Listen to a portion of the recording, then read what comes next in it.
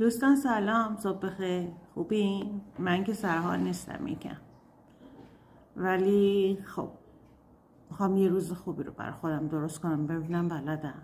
باتون به اشتراک میذارم. خوبه؟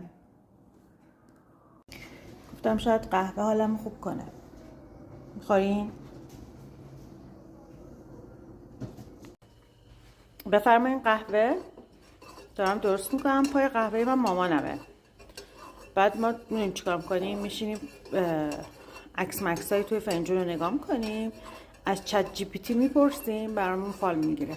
یه چیزای بامزه‌ای هم میگه بعضی وقتا. بعد اگه نیتت هم بگی درست‌تر میگه. خیلی خنده داره کارش. ولی تا قهوه آماده شه دوباره برمیگردم. اینم قهوه که توسط مادر قشنگم داره آماده میشه. الان میریزیم تو فنجونمون که بخوریم. دیرین قهوه حاضر شد. حالا بریم قهوه رو بخوریم. چون یه ذره توش شکر ریختم، در کنارش دیگه چیزی نمیتونم بخورم.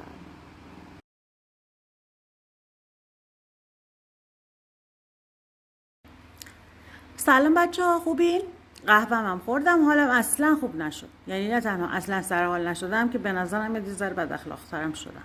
پس بنابراین این روتینی که پاشی صورتتو بشوری، بر خودت یه قهوه درست کنی بخوری حالت خوب میشه، حداقل امروز که رو من جواب نداد. قیافم من فکر کنم مشخصه که چجوریم.